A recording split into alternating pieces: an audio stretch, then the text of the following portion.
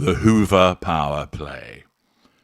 But what if it is a genuine emergency?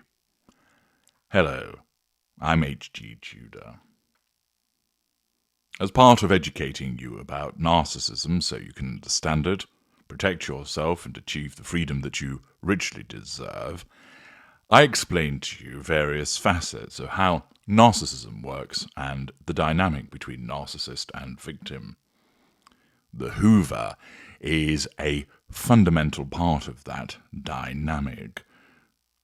If you'd like to understand more about the different types of Hoover that can occur, I'd encourage you to read my book, Black Hole. You can find that on Amazon.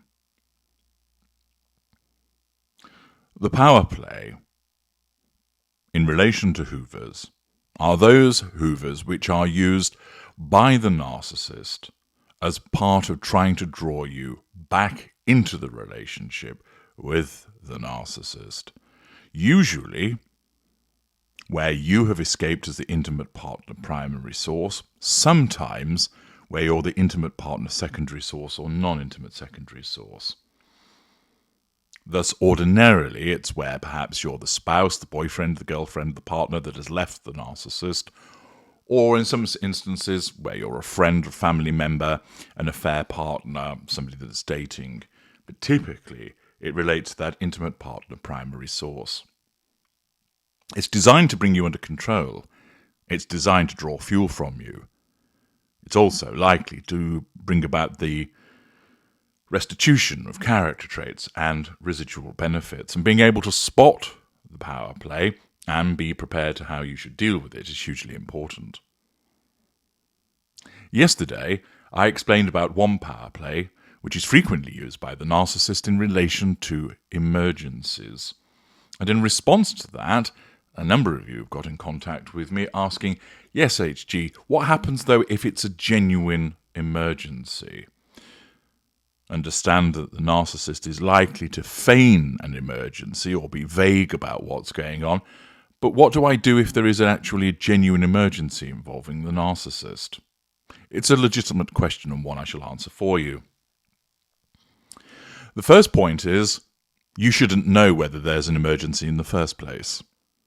You ought to have implemented a total no-contact regime, which means the narcissist would not have been able to contact you and tell you that there is an emergency and for you to be able to ascertain that it's actually one that is genuine.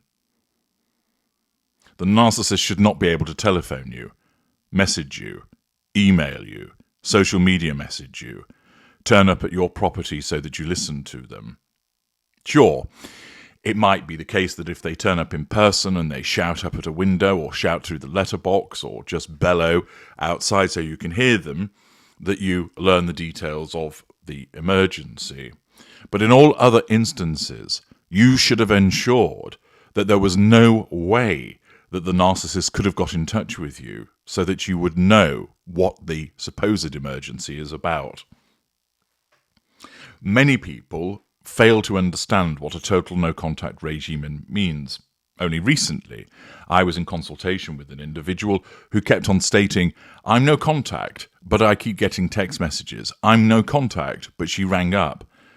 I pointedly explained, you're not in no contact if the narcissist can ring you up and text message, and she was surprised by that. That just demonstrates the extent to which many people believe they're in no contact, i.e., they see it as not actually physically being involved with the narcissist, and they don't understand that it's far wider than that it covers not only keeping the narcissist away from you, but keeping yourself away from the narcissist as part of staying out of the 5 arenas of interaction. Thus, step 1 is you shouldn't actually know that there's an emergency in the first place, genuine or otherwise, because you should have a total no-contact regime in place. Therefore, if you've done that, you wouldn't have to worry about, is this a genuine emergency, or I can tell it's genuine and now I feel guilty because that person needs my help. Make sure you have a total no-contact regime.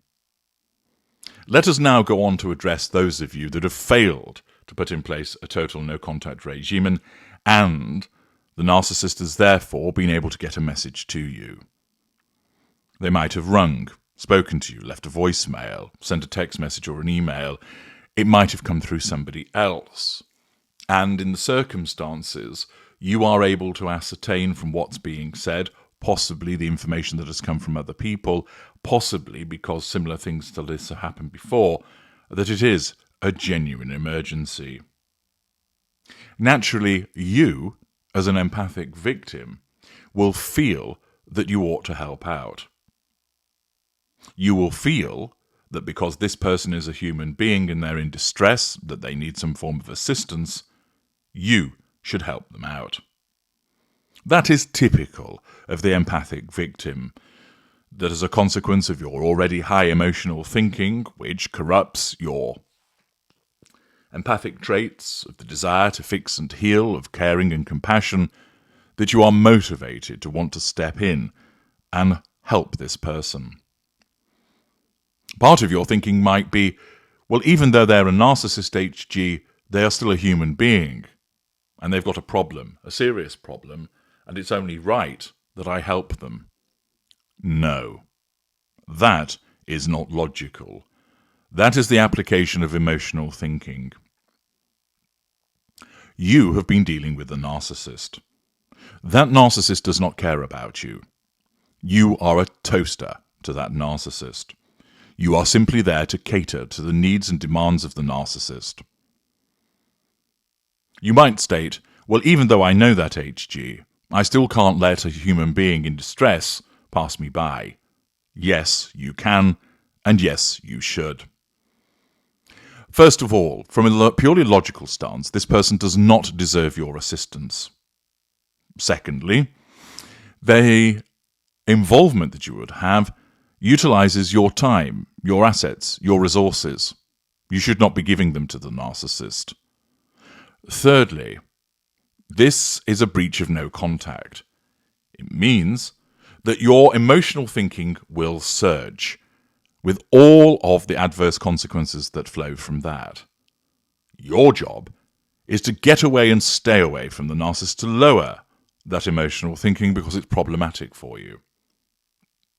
Your emotional thinking will be trying to get you to involve yourself with the narcissist, to ensure that you think about the narcissist, talk about the narcissist, spend time with the narcissist, communicate with the narcissist, because that all feeds the addiction.